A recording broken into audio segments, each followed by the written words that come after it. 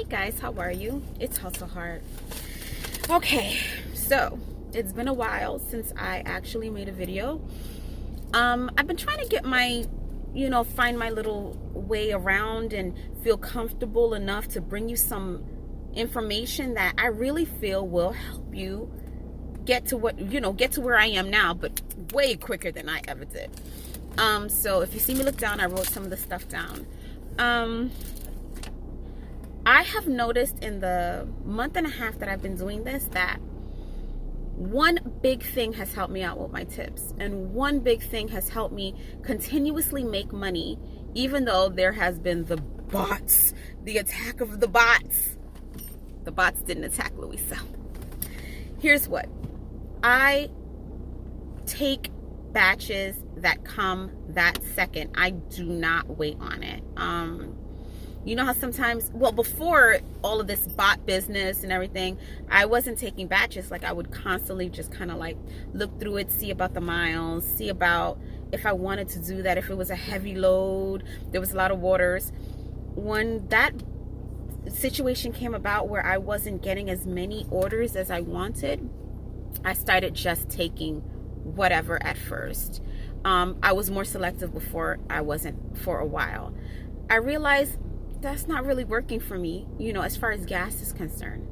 But talking about gas, that brings me to one of the things on my list. If you are gonna take any of the batches that come to you because they're really scarce right now, a good place to get your gas is Costco.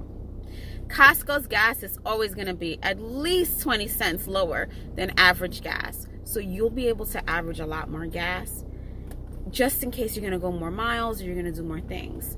And then you just take a batch if you're there, if you happen to see a Costco batch.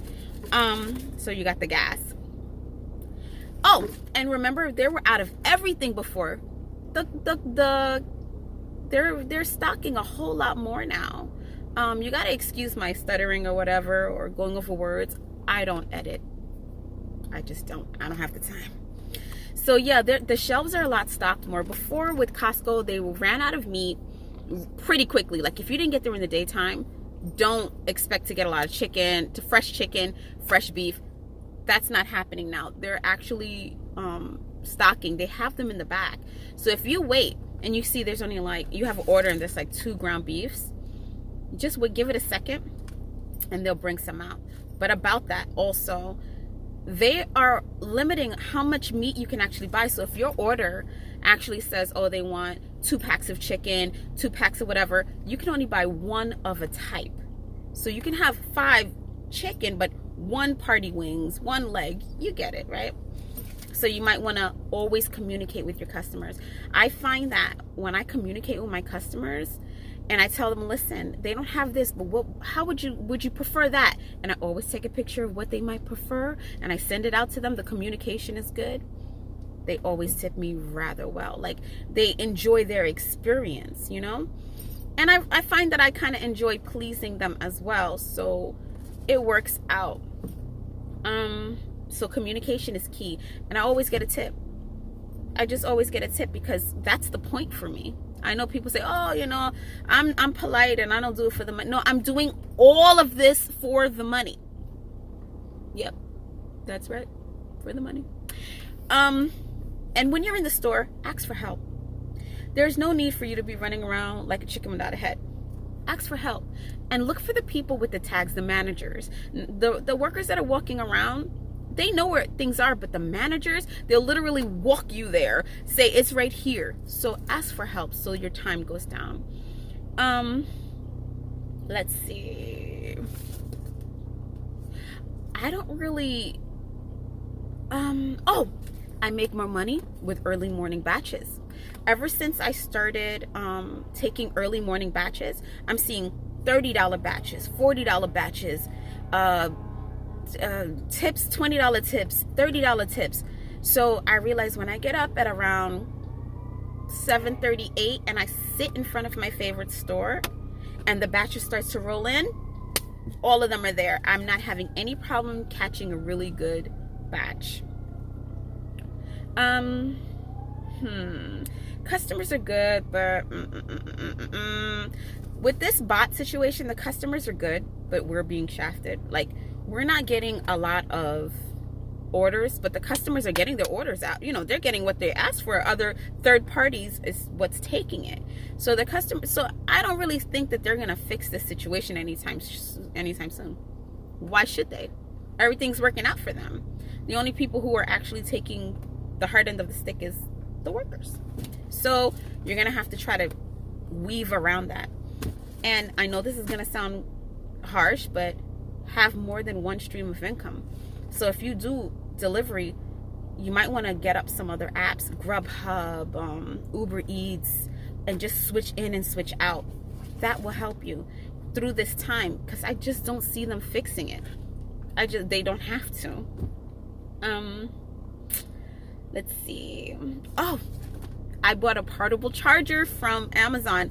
Best purchase that I have made, hands down. I bought a portable charger for like $20. My phone days dying right before I get to the front. Over. You always want a portable charger. Make sure you invest in one. That's something that I learned the hard way. Let's see, what's the next thing. I organize really well. Like, if I'm looking at a batch and they have ice cream, they have cereal, they have milk, I'm not gonna get the milk, their ice cream, all their cold freezer stuff until the end. I'm gonna get all those other things in the beginning so that nothing melts. And here is my last thing that I'm gonna tell you. I invested in an igloo. Oh, it's back there. I bought an igloo. It is the best thing ever. It has wheels. It keeps everything cold. It is perfect. My customer has said, wow, my pizza's cold. I didn't expect for it to be cold. My other customer was like, wow, my ice cream's not melted. I didn't expect for it not to be melted. And that represented in my tips. I got a $30 tip from someone who was surprised that their ice cream was still frozen. So it actually paid off. It paid for itself. I actually got this igloo right now. If you go to Costco, they have the igloo for $30. And I know that seems like a lot of money. It isn't. I swear to you it's not, because I just got a $30 tip. So it paid for having their ice cream cold. So if you invest in yourself, you'll see the money come back. Now, would I have bought this igloo right away? No, I would want to make some money before I did it. But now that I'm making money, I invested in a nice freezer bag. I invested in some, I went to IKEA and bought the IKEA, 4 or 5 of those IKEA bags. And that's all that I need. Between this igloo with the wheels, the IKEA bags, and the freezer bags, I'm good. And it represents in my tip. So if I could think of anything else that will help, because that's what we're here for. We're here to help each other. Because I've gotten a lot of help. I think I was watching someone called, oh, she's wonderful, Dimples on Demand. Woo! She helped me that first day. I was so nervous. So I'm going to pay it forward and help as well. Because that's what we're here for. We're trying to hustle hard and get this money. So stay safe. Stay well.